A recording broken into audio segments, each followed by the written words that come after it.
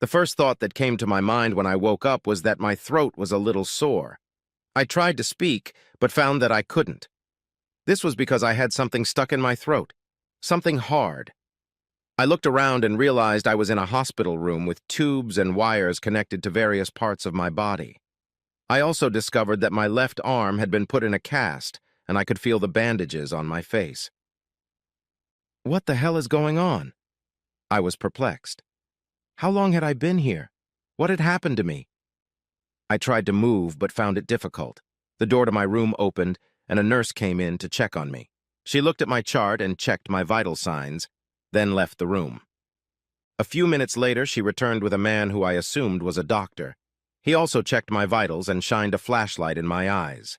After he finished humming and grunting, he spoke to the nurse, and the two of them removed the tube that had been inserted into my throat.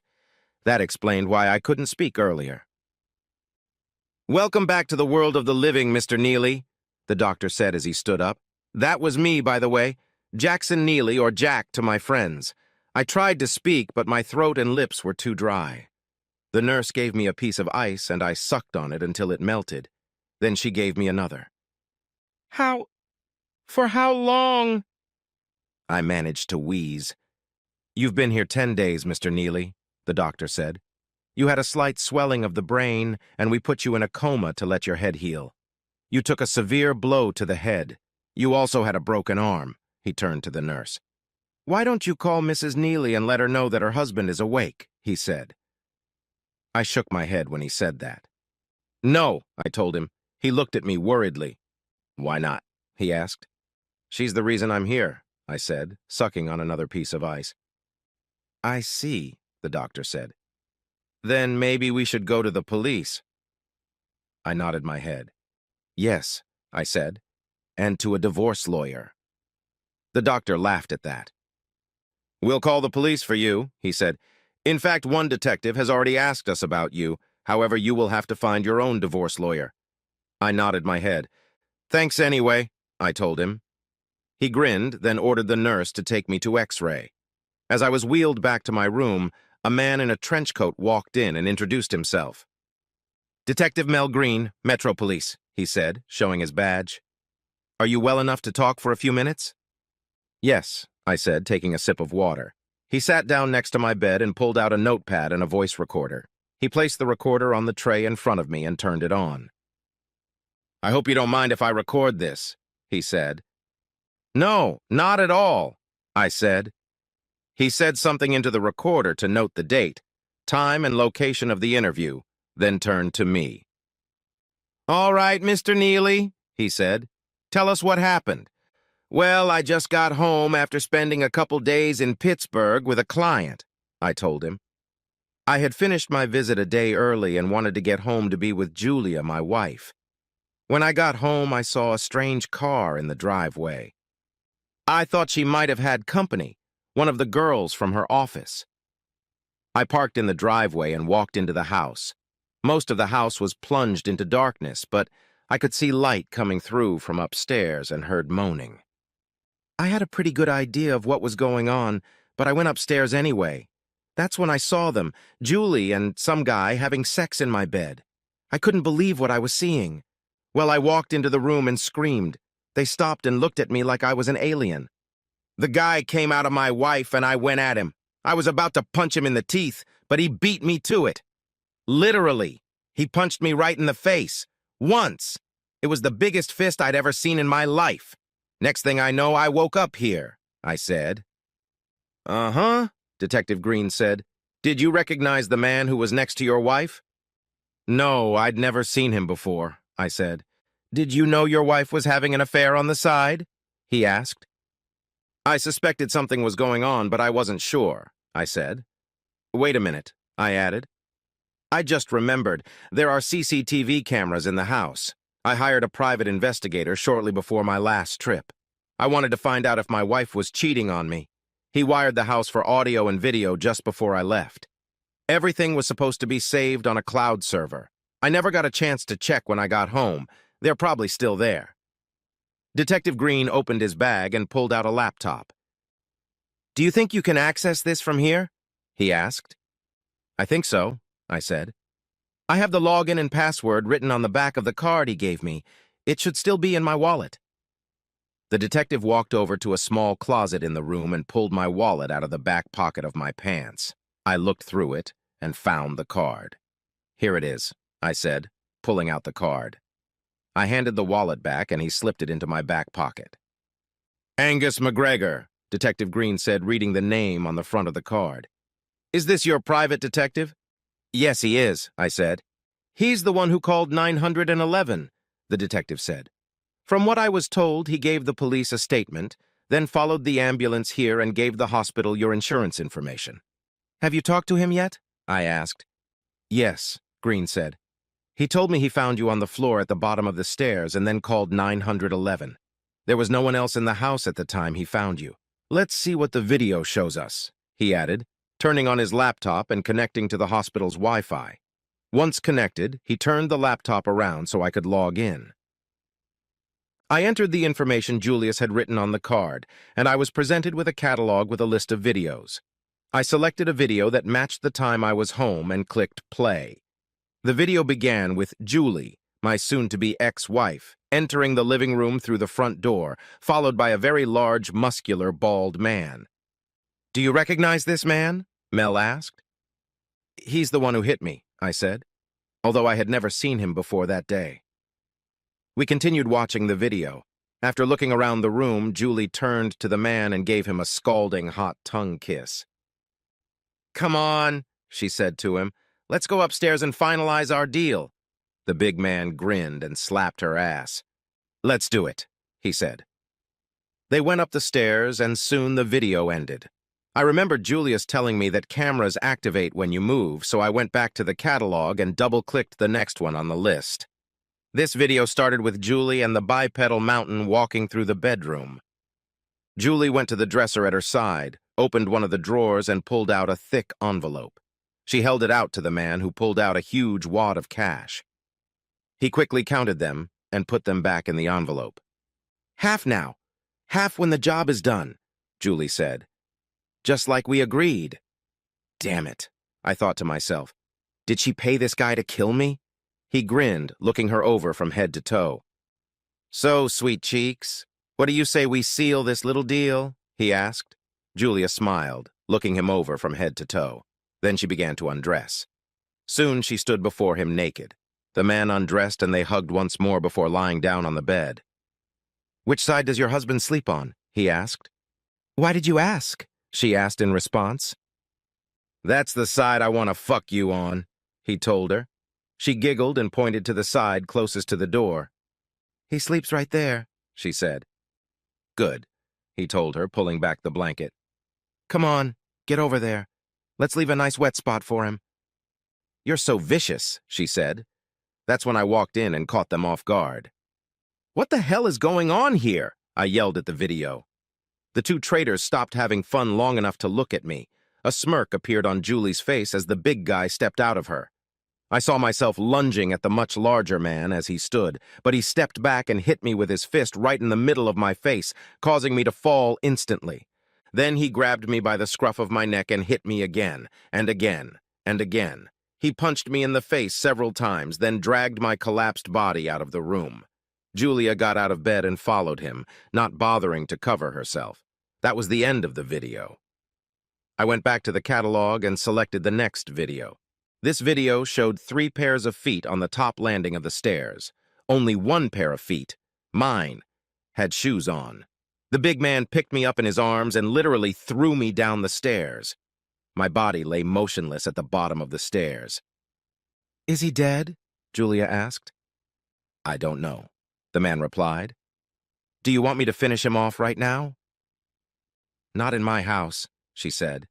I don't want to clean up any more of his blood than necessary. Let him lie there. Maybe he'll do us both a favor and die. Maybe, the man said. Even if he doesn't, I can go back and finish the job. Let's get out of here. We can finish what we started in my hotel room. A couple minutes later, Julie and the man came down the stairs, got dressed, and walked out of the house, stepping over my body. Shortly after that, the video ended. Out of curiosity, I watched the next video and opened it. This video showed Angus entering the house. He checked on me, then pulled out his cell phone and called 911. He sat next to me until the paramedics and police arrived. I finished watching the video and checked the catalog. There was no more video after that. Whatever the cheaters had done, they had obviously decided to do it somewhere other than home. "What now?" I asked. "Well, we need to find your wife and her accomplice and arrest them," he said. "Are you sure you've never met this man before?" "No, never," I said. "You sound like you know who he is." "His real name is James Hammond," Detective Green said. "They call him Jimmy Ham. He's a hitman, wanted by the feds for a series of murders. He's well known for killing his victims with his bare hands after giving them horns. You're damn lucky to be alive. I just can't understand why your wife would want you dead. From what I know, you're basically a salesman." "A customer service rep," I said, correcting him. "I do a bit of traveling and sales, but a big part of my job is to keep customers happy by keeping them profitable." "Any problems in the marriage?" Green asked. "Not until recently, no," I answered him. "Are you one of those guys who has fun when you're out of town?" Mel asked. "You mean, do I cheat on my wife?" I asked. "Hell no. Do you think I'd cheat when there's one waiting for me at home? You've seen her. Would you chase women with a weapon like that at home?" "No, I can't say I would," Green said. "So revenge is ruled out as a motive. Tell me, do you have a life insurance policy?" "Yes," I said. "Through my work, I've earned $1 million policy. In the event of an accident, it pays out double." "And your wife is the beneficiary of that?" Green asked. "Yes," I said, "but that's not all." "What else?" he asked. "I won a lottery prize not too long ago," I said. $3 million after taxes. I was going to surprise Julie with a cruise for our anniversary." "Did she know about the money?" Green asked. "I told her I won, but I didn't tell her how much," I said. "I usually keep track of all our finances, so I didn't think she would know about it since she rarely looks at bank statements." "So, if something happened to you, she could potentially walk away with $5 million, right?" Green asked. "I suppose so," I said, after a little thought. "Do you think she'd really kill me over money?" "It's one of the oldest motivations known to man," Green said. "Shit, I said that. Why don't you log into your account and see how much you have left?" he suggested.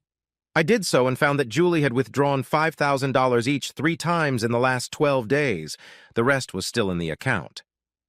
"While you're here, why don't you go ahead and cancel any joint credit cards you may have?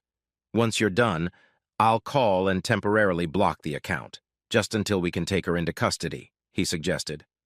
I took his advice and canceled our joint credit cards and reported her ATM card stolen. When I was done, he called to get an order to freeze Julie's account. "Any idea where your wife is now?" he asked when he was done. I shook my head. "I have no idea," I said. "Normally, I'd say she'd normally be at home at this time of day, but I really don't know. Angus might know." "Your private detective?" Mel asked. I nodded my head. "Yes," I said. "Call him," he said, holding out his cell phone to me. We'd been returning his calls for the last few days, so he'd be expecting my call anyway. I took the phone and dialed Angus's number. He answered after the second beep. "McGregor," he said when he answered. "Angus, it's Jack Neely," I said. "Jack, you're awake," Angus said. "Thank God, I was so worried, but that's not your phone." "No, Detective Green is at the hospital with me," I said. "Even better," he said. "I've been trying to contact him, but we keep missing each other." "Angus, do you know where Julie is?" I asked. "Yes," he said. "Put the phone on speaker and I'll tell you both." I put the phone on speaker and placed it on the tray in front of me. "This is Detective Green," said the detective. "Can you hear me all right, Mr. McGregor?" "Of course," said Angus.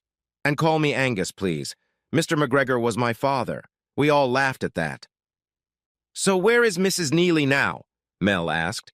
"She's at the international airport and has just bought a ticket to Chicago," said Angus. "However, the plane doesn't leave until 4 hours later, so you should have plenty of time to delay her." "And what about James Hammond?" Green asked. "Is he with her?" "Not at the moment," said Angus, "but from what I've learned, he's going to meet her there in the next couple of days." "Good," said Green. "Angus, keep an eye on her. I'll call and arrange for her to be detained. Will do, Angus said before ending the call. Detective Green called his partner and instructed him to get a warrant for Julie's arrest. He then made another call and sent an orientation, a bulletin for all counts, for Hammond. By the time he was done, the doctor had returned to the room. "How long is Mr. Neely going to be here?" Mel asked. "Probably a few more days," said the doctor. "He's making a fine recovery, but you know he's been beaten up pretty badly." "Yes, I can see that," said Mel. "I'm going to arrange for a couple of officers to guard him while he's here, if you don't mind." "That's fine with me, as long as they don't get in the way," said the doctor. "Good," Mel said in response. Before he could speak, he turned to me. "Take care of yourself, Jack. We'll be in touch. Call if you need anything." "Thanks, Detective," I said. After he left, I went to bed and tried to watch TV, but my thoughts kept coming back to my wife. Why would she do this to me? I asked myself. Wasn't I a good husband and provider? I thought back to our life together and wondered what happened to the sweet girl I met in college. After high school, I went straight to college. My father had worked in a factory his whole life and made sure I had enough money for college. So I went and got a degree in business. That's where I met Julia Hempstead. I was smitten from the moment we first met. We dated for a couple of years, fell in love with each other, and got married after graduation. I went to work for a financial services company that specialized in helping small to medium-sized businesses maximize profits. She took a job at a bank downtown. She started out as a teller, then moved into the mortgage lending department. We were both making good money and bought a house about a year after we got married. The first 4 years of our marriage were wonderful. We had sex almost every day of the week, twice on Saturdays and Sundays. I thought we were a happy couple living the dream. We even started talking about having kids. So why, after all this time, did she do it, I wondered? Was it just about the money? My thoughts were interrupted when I heard a knock on the door. I looked up and saw 2 policemen poking their heads into my room. "We'll be right outside the door to your room if you need anything," one of the officers said. I nodded my head. "Thank you, officers," I said. Soon after, another knock sounded and Angus stepped inside. He walked to the edge of the bed and looked me over from head to toe. "You look much better than when you were brought in," he said. "How do you feel?" "Like I've been run over by a truck," I said. "What's going on?" "Well, they arrested your wife at the airport," he said. "From what I understand, they're charging her with attempted murder and conspiracy to commit murder." "What about Hammond?" I asked. "They're still looking for him," Angus said. "They've also got police officers at your house, but so far there's no sign of him. By the way, I found your cell phone on the floor of your house. Couldn't find the charger, so I bought it for you.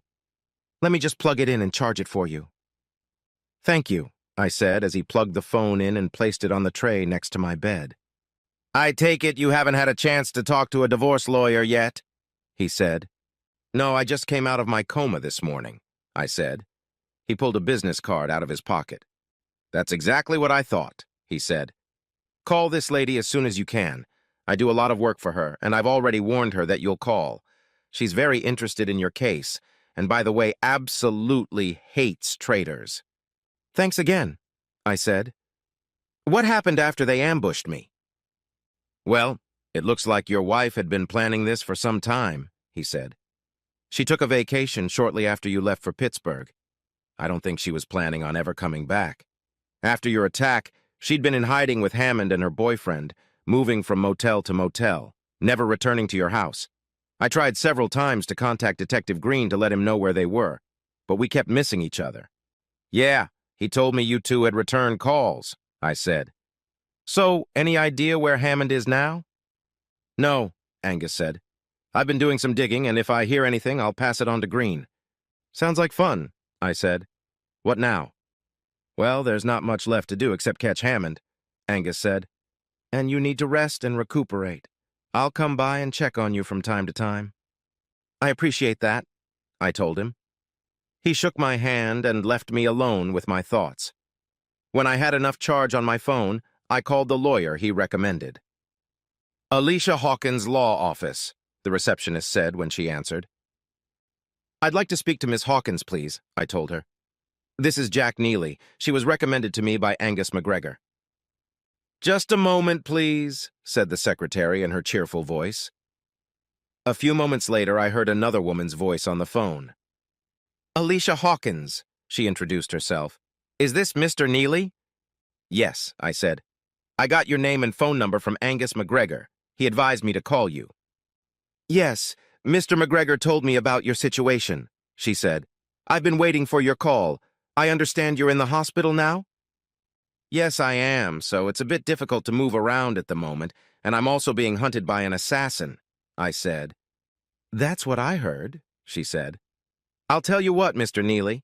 I'm just about ready to get this case over with here at the office. Why don't I visit you there? Would that be all right? Wow, I thought. A lawyer who makes house calls. That would be awesome, I said. Excellent, she said. I'll be at your place shortly. Alicia showed up with her briefcase about an hour later, and we spent the next hour discussing the details of my divorce. Although the state we lived in was a no-fault state, divorces could be allowed on grounds such as betrayal or cruelty. Alicia said she would draw up the papers citing betrayal and extreme cruelty, especially since Julie hired a hitman to kill me, cheated on me with him, and then left me for dead on the floor of my house. Having her in jail would go a long way toward helping me get what I wanted in the divorce, which was pretty much everything. She was packing her things back into her briefcase when Mel knocked on the door and poked his head inside. He smiled and entered the room after I waved him in. Good afternoon, Detective Green, Alicia said with a smile. Miss Hawkins, he said. I'm not interrupting anything, am I? Not at all, she said. We were just finishing up. Do you have news for us? In fact, that's why I came, he said, sitting down. Well, I asked. Your wife confessed everything, he said. Said she hired Hammond to kill you and made it look like an accident. Why? I asked. Money, he said. And lust. She said she'd started having an affair with a coworker, a guy named Sylvester Johnson. Do you know him? No, I don't, I said. Turns out Johnson is Hammond's nephew, he said. Your wife and Johnson wanted to elope and go to Hawaii but couldn't afford it. She looked at your account, saw your lottery winnings, and thought it would be her ticket to paradise. Figured with that amount and your insurance payout, she'd walk away with $4 or $5 million. It's not the first time I've seen this happen. It probably won't be the last. The district attorney is asking for the maximum penalty of life in prison without parole. He's also going to recommend that she be held without bail. Says because she was caught trying to flee the city, she could be considered a flight risk. So Johnson is the one who set her up with Hammond? I asked. That's what she says, Mel told me. We've got Johnson in custody, and I'll talk to him later. If what she says checks out, we'll charge him too. What about Hammond? I asked. We're still looking for him, he said. Right now, almost every officer in the county is after him. Until we get him behind bars, we'll keep a guard at your door, and there will be patrols outside your house. I shook my head incredulously. I just don't understand it, I said. She'd never even hinted that she was unhappy. Why now? Who knows, Mel said. People sometimes do crazy things when money is involved. How long are you going to be here? Doc says a few more days, I said. He wants to make sure it's healing well. Sounds reasonable, Mel said. Well, I'll stay out of your way for now. If anything happens, I'll keep you posted. Thank you, Detective, I said. My pleasure, he said, standing up. Miss Hawkins, good to see you again. It's good to see you too, Date. Green, she said with a smile. After he left the room, I looked at Alicia. I take it you know him? I asked. Yes, I represented him in the divorce, she said. So I'm going to take care of this case and send your wife to jail. Let me write you a check for your retainer, I said. Could you get my wallet out of my pants pocket, please? Sure, she said, taking my wallet. I have a habit of keeping a blank check in my wallet just in case, so I pulled it out and wrote it for the amount she requested. She smiled as she accepted the check, then put it in her briefcase. We'll be in touch, Jack, she said as she stood up. Good luck to you, Thank you for your help, I said. I watched her walk out the door, then turned my attention back to the TV. As they say, all good things come to an end sometime.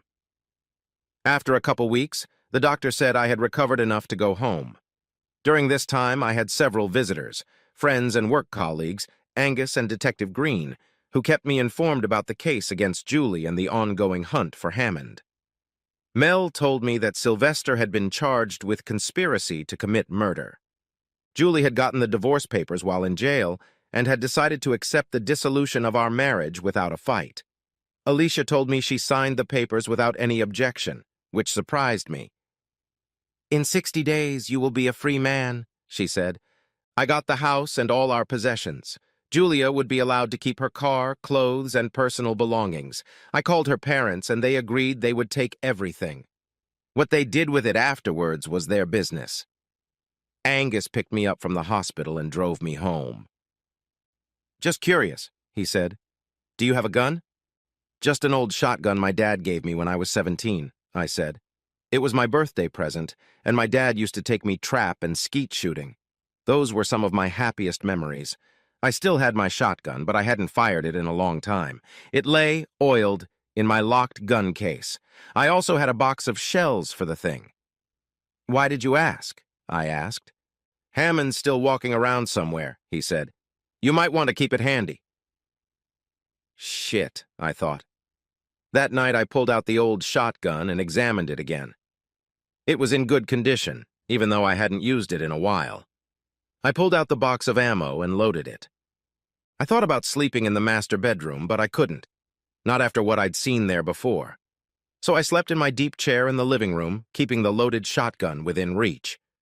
It turned out to be a wise move. That night, I woke up late after I thought I heard some scratching from outside the house. I grabbed my shotgun and looked around from where I was sitting. I only had one healthy arm, so I decided to use my left arm, which was still in a cast, as a support for the shotgun. I looked, and I thought I saw the silhouette of a large man just outside the sliding glass door leading to the backyard. As I looked, the silhouette moved and I saw a large pistol in one of his hands. Obviously, he hadn't seen me yet, or I'd probably be dead. I thought I could pounce on him, so I reached out and flicked the switch on my lamp. When I did, I saw him James Hammond, and he was armed. He looked at me in surprise. I saw him start to raise his gun, so I raised my shotgun and fired. He put his back against the mesh door, nearly knocking it off its rails. As he did so, he fired his pistol, but his bullet hit the ceiling. I stood up, chambered another round, and fired again. This bullet hit him squarely in the chest and pierced his body through the mesh door. I saw him lying on my veranda with blood pouring from his body. I picked up the phone and called 911. I chambered another round and slowly made my way to the door. I stood over his body and was about to put a third bullet in him when I saw flashing lights. Soon the room was filled with officers with their guns drawn. I lowered my shotgun and raised my hands so they could see I was unarmed. One of the officers felt Hammond's pulse and shook his head. Another officer called for an ambulance. I spent the next hour or so giving statements to the police officers. Just when I thought it was over, the ambulance arrived. Detective Green drove in, followed by the paramedics. The paramedics examined Hammond and placed his lifeless body in a bag. After zipping him up, they placed him on a gurney and wheeled him away, stopping only to let Mel look at Hammond's face. "Are you okay?" he asked me. I nodded my head. I was still a little shaken by the whole experience. I'd never shot a man before, and I'd certainly never killed anyone. Until that night, the only thing I had ever killed was a clay pigeon. "Yeah," I said. "I'll be all right." Before he could speak, Mel turned to the other officers. "Are you guys done here?" he asked. "We're finishing up now, Detective," the sergeant said to Mel. "Good," Mel said. "Make sure I get a report on this as soon as possible." "Will do," said the sergeant. Mel turned to me again. "How about I buy you a cup of coffee after they're done?" he asked. "Yeah, that sounds good," I said. "Let me go and throw something on. I don't think they'll like it if I come in my pajamas." "Probably not," Mel said. I left the living room and headed upstairs. After changing into jeans and a t-shirt, I went back downstairs. The other officers had just left and Mel was waiting for me. "Are you ready?" he asked. "Yeah, I'm ready," I said. We walked out of the house and got into his car. He drove us to a 24-hour coffee shop not far from the house. We went inside and ordered our coffee. It had been a while since I'd had a mocha with caramel, so I ordered one. A large one. Mel grinned as he paid the bill. "I thought you said you wanted coffee," he joked. "Not the liquid candy." "I haven't had anything like this in a while, so I thought I'd treat myself," I told him. We sat down and sipped from our drinks. "How are you holding up?" he asked. I'm okay, I guess," I said. "I've never shot anyone before." "I know how you feel, Jack," he said. "Have you ever killed anyone before?" I asked. "Yes," he said. "The first time it happened, I almost threw up. I was just a rookie cop, fresh out of the academy. I hadn't been on duty for a month. Like you, I knew it was either him or me, and I was determined that I wasn't the one who was going to be put in a body bag." "And you had a chance to practice," I said. "Yeah, well, I don't think you could ever really train anyone to handle something like that," he said. "You've been lucky. You know that, don't you? Hammond was a trained killer." "Yes," I said quietly. "I know." "Well, the important thing is that you're alive and he's not," Mel said. "Lucky for you, this state has lock laws, so you won't be prosecuted." "Thank goodness for that," I said. Mel smiled as I chuckled. He pulled a business card out of his pocket and held it out to me. I read the name on the card. Dr. Rose Carlson. "I think you should call her," Mel said. "She's the best consultant in the business. If anyone can help you through this, it's her." "Thanks, I will," I told him, tucking the card into my shirt pocket. We sat for a while, drinking coffee and talking about all sorts of things, fishing, soccer, general man stuff. After we finished our drinks, Mel looked at his watch. "I have to get back to work," he said. "Are you ready to hit the road?" "I'm ready," I told him. We threw our empty cups in the trash and walked out of the coffee shop. He dropped me off at my house and wished me all the best. "Don't forget to call Dr. Carlson," he said. "I'll be in touch." "Thanks again, Detective Green," I told him. I gave him a look, then went back to my house. I tried to get some sleep, but I couldn't. Finally, around 7:30 a.m., I got up, showered, and had some breakfast. I decided there was only one thing left for me to do. After making a phone call, I went to the county jail where Julie was being held. I sat in the visiting area and watched as Julie was led out. She looked tired, and the orange jumpsuit she was wearing didn't suit her at all. She sat down in the chair across from me and picked up the phone from her side of the plexiglass partition that separated us. I picked up the phone on my side. "Hi, Julie," I said. "Hi, Jack," she answered. "What do you want?" I signed the papers. "You have everything now." "I want some answers," I told her. "How long has this been going on with Sylvester?" "I think you have a right to know," she said.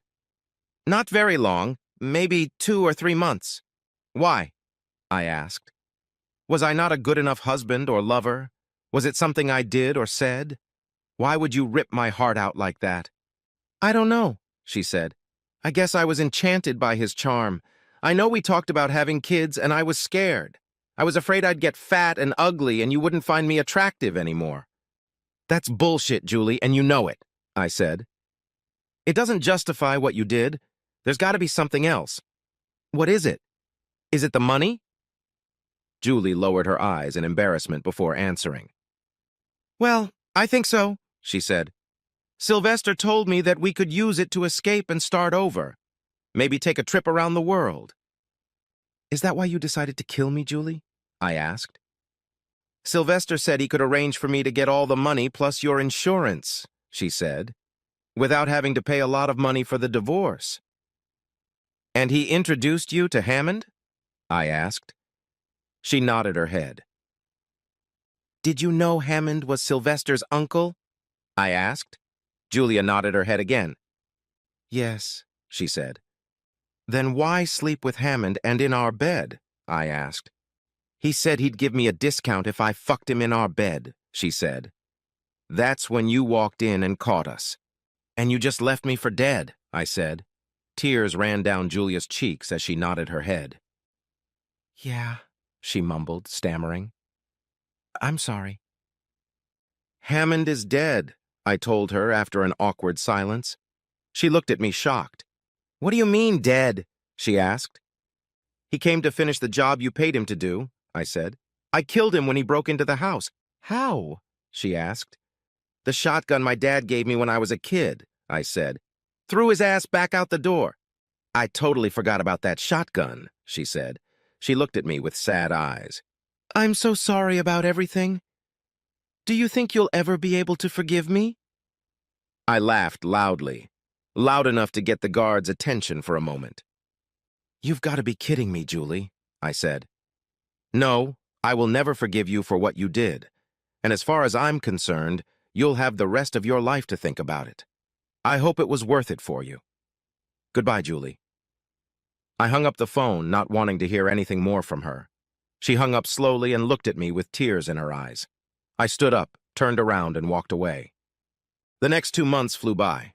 It took a while, but eventually I got everything I wanted packed up and out of the house. After doing some renovations to the house, I put it on the market and bought a nice apartment near my office. I was called to testify at Julia's trial as well as Sylvester's. It didn't take long for the jury to find them both guilty on all charges. A week later, I was asked to appear in court for Julia's sentencing. The judge thanked me for my time and sentenced Julie to life in prison without the possibility of parole. Sylvester also received a life sentence. Turns out I had a life sentence as well, but mine was not served in prison. Julie's betrayal and attempted murder of me had affected me more than I thought. My body healed, but emotionally I was shattered. I spent the next 2 years in counseling with Dr. Carlson, who said I was suffering from a form of PTSD. I worked, came home, ate, watched TV, and went to bed. I went to the gym 3 times a week and went to counseling once a week. That was my life. I couldn't even bring myself to go out or ask a woman out. I just didn't trust anyone.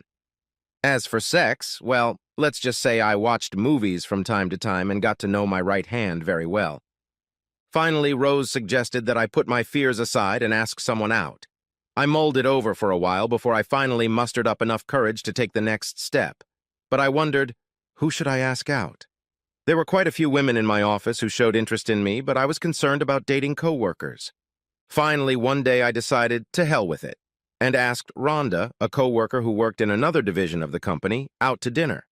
To my amazement, she accepted. We had a great time, and I felt more relaxed with her than I had originally realized. We didn't have sex on that first date.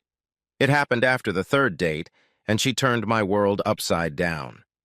We've been dating for about 6 months now, and things have been going pretty well. She even introduced me to her parents, and we seem to get along great. Will I ever get married again? I don't know. Maybe someday. Right now, however, I'm just taking things one day at a time. Who knows what the future will bring?